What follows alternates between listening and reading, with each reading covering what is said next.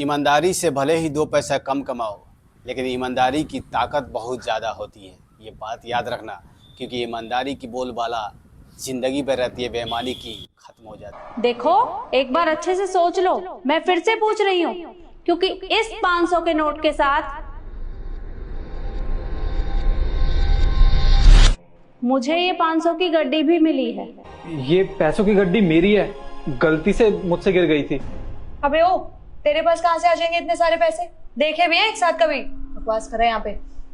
Ma'am, मुझे ना अभी याद आया, जब मैं ऑफिस के लिए आ रही थी ना, तो मेरे पापा ने पैसे दिए थे मुझे, ताकि मैं इन्हें बैंक में डलवा सकूं।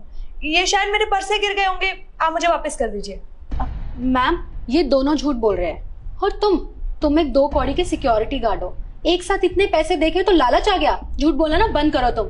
और रिद्धि, तुम्हें यहाँ पे ना सब जानते हैं कि तुम कितनी बड़ी कंजूस हो, तो झूठ कहना तुम भी बंद ही करो।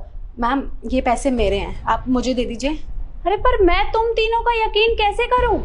क्योंकि जब मैंने पहले तुम लोगों से पूछा था कि ये नोट किसका गिरा है, तब तो तुम में से किसी ने नहीं बताया। देखिए मैम, आप मेरी बात पे विश्वास कीजिए, ये पैसे मेरे ही हैं। और आप खुद सोचिए ना, इस सिक्योरिटी गार्ड के पास कहाँ से आएंगे इतने सारे पैसे? मेरे पापा ने मुझे पैसे दिए थे, गिर गए होंगे मुझसे गलती से। आप वापस कर दीजिए ना। मेम साहब, मेरी बात का यकीन कीजिए, मैं सच बोल रहा हूँ, ये पैसे मेरे हैं। अरे पर तुम तीनों सेम एक ही बात बोल रहे हो, तो यकीन कैसे आएगा?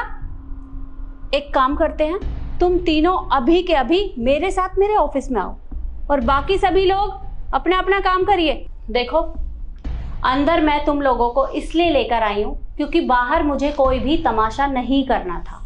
इसलिए अब तुम तीनों मुझे सच सच बताओ कि तुम तीनों में से ये पैसे किसके हैं। देखिए मैम, मैं आपको बाहर भी समझा चुकी हूँ और यहाँ भी बोल रही हूँ, ये पैसे मेरे पापा ने दिए थे बैंक में डलवाने के लिए। Firstly I am really very sorry, मैंने आपसे झूठ बोला। ये पैसे मेरे नहीं हैं। वो क्या है ना, मुझे इतने सारे पैसे देख के लालच आ गया था, तो मैंने झूठ बोल दिया कि ये मुझे मिल भी जाएंगे तो क्या ही फर्क पड़ता है, पैसे भी मेरे तो है ही नहीं। ये सारे पैसे रिद्धि के हैं, तो प्लीज आप इसे दे दीजिए। तुम दूसरों के पैसों को अपना बता रही हो? अरे झूठ पे झूठ बोले जा रही हो। मैंने तुमसे कहा था ना कि अगर तुम गलती मान लोगी या मुझे बता दोगी तो मैं तुम्हें मौका भी दूंगी और माफ भी कर दूंगी, लेकिन तब भी तुम्हें मेरी बात समझ में नहीं आई। और देखो, मैं तुम दोनों के जैसे झूठे लोगों को अपनी कंपनी में बिल्कुल नहीं रख सकती। तुम दोनों अभी के अभी यहाँ से चली जाओ। देखिए ma'am, we are really sorry, पर मुझे इस जॉब की बहुत ज्यादा जरूरत है। प्लीज आप मुझे जॉब से मत निकालिए, मुझे एक मौका दे दीजिए प्लीज। ईशु, ये सब तुम्हें पहले सोचना चाहिए था। तब तुम्हें याद नहीं आई कि मैं झूठ बोल रही हूँ, पकड़ी जाऊंगी तो क्या होगा मेरा?